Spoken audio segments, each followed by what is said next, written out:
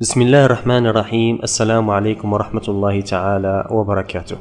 في هذا الدرس سوف نتعرف بحول الله على كيفية إضافة مؤثرات صوتية جديدة إلى برنامج أدوب أوديسيون، وهذه المؤثرات الصوتية تسمى بالفلاتر. فقد نجد مثلا فلترا يحتوي على مجموعة من المؤثرات الصوتية، فهذه الفلاتر عندما نضيفها إلى البرنامج نجدها هنا في قائمة FA ثم في الأمر VST. الآن رغم ضغطنا على هذا الأمر VST فإنه لا يفتح لنا أي لائحة، لأننا لم نقم بعد بتركيب فلتر جديد إلى البرنامج.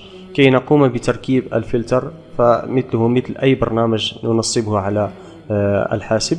مثلا سنختار هذا الفلتر،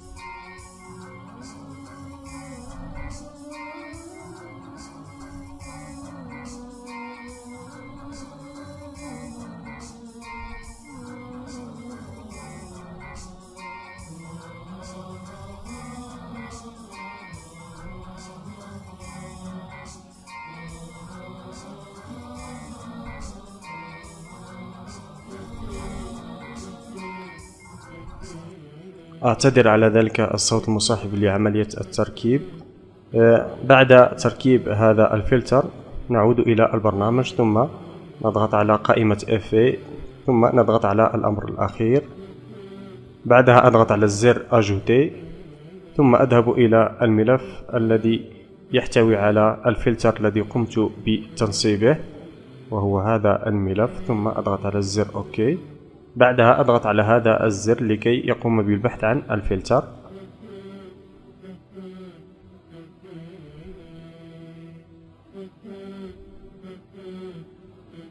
تلاحظون بأن هناك مجموعة من المؤثرات الصوتية التي صاحبت هذا الفلتر.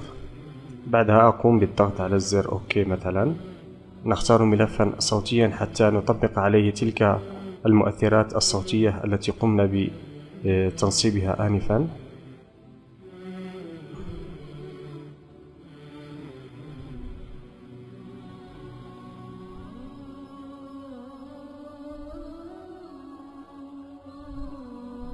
الآن نتجه إلى قائمة FA ثم الأمر VST. كما تلاحظون الآن أصبح مفعلا بهذه اللائحة من المؤثرات الصوتية. ثم نختار مثلا أي مؤثر صوتي، نضغط على الزر للقراءة. أعوذ بالله من الشيطان الرجيم. بسم الله الرحمن الرحيم. نختار مثلا مؤثرا آخر.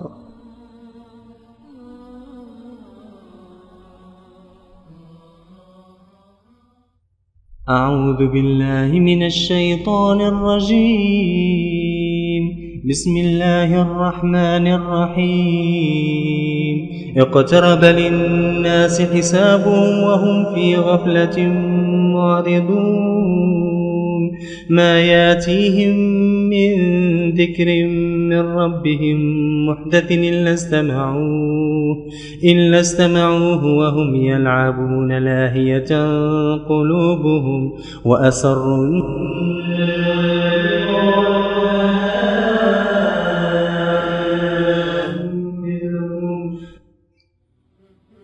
إذن هذه هي الطريقة لإضافة مؤثرات صوتية إلى برنامج أدوب أوديسيون، وقد تجدونها في بعض الأحيان مجانية، وقد تجدونها مؤدًا عنها في بعض الأحيان.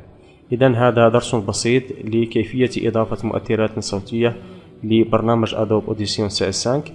فينصح بعدم إضافة الكثير من هذه الفلاتر إلى البرنامج حتى لا يصبح عمل البرنامج بطيئا.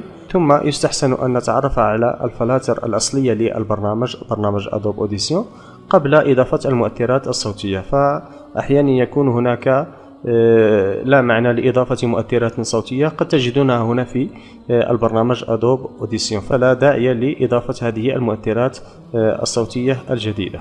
فنكتفي بهذا القدر، وإلى درس لاحق إن شاء الله. والسلام عليكم ورحمة الله تعالى وبركاته.